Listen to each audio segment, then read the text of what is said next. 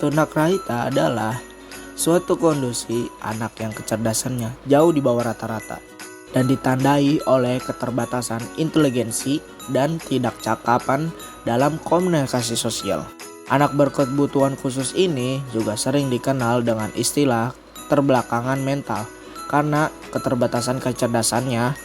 Anak tunagrahita bukan merupakan anak yang mengalami penyakit, melainkan anak mempunyai kelainan karena penyimpangan baik dari segi fisik, mental, intelektual, emosi, sikap, maupun perilaku kognitif.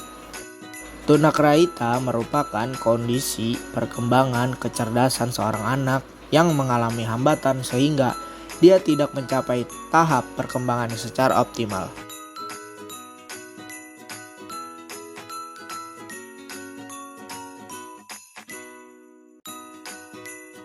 Umumnya, ada 3 hambatan atau masalah yang akan dihadapi oleh anak penyandang tunagrahita.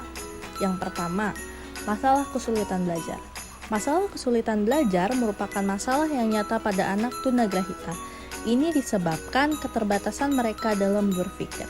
Kesulitan belajar pada anak tunagrahita nampak nyata ketika berhadapan dengan bidang pengajaran akademik di sekolah, seperti berhitung, membaca, atau pelajaran lain yang memerlukan pemikiran.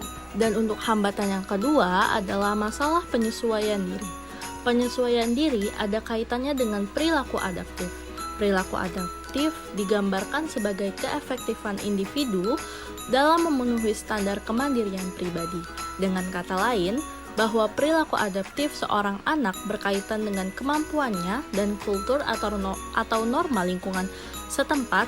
Disadari atau tidak, masalah perilaku adaptif atau masalah penyesuaian diri ada kaitannya dengan sikap dan pola asuh orang tua serta perlakuan dari orang-orang di lingkungannya. Dan untuk hambatan yang ketiga atau yang terakhir adalah masalah gangguan kepribadian dan emosi. Kepuasan secara fisik dan kebutuhan akan kesehatan adalah pokok untuk keberlangsungan hidup dan pertumbuhan emosi dan sosial seorang anak yang sangat penting untuk perkembangan anak secara keseluruhan.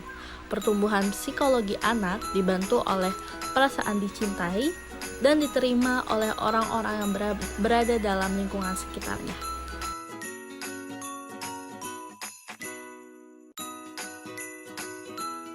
Dukungan kepala sekolah dengan memfasilitasi terkait apa yang menjadi kebutuhan bimbingan konseling diantaranya meningkatkan kompetensi konselor dengan mengikut sertakan seminar dan workshop yang ada sehingga dapat menunjang dalam pelaksanaan konseling.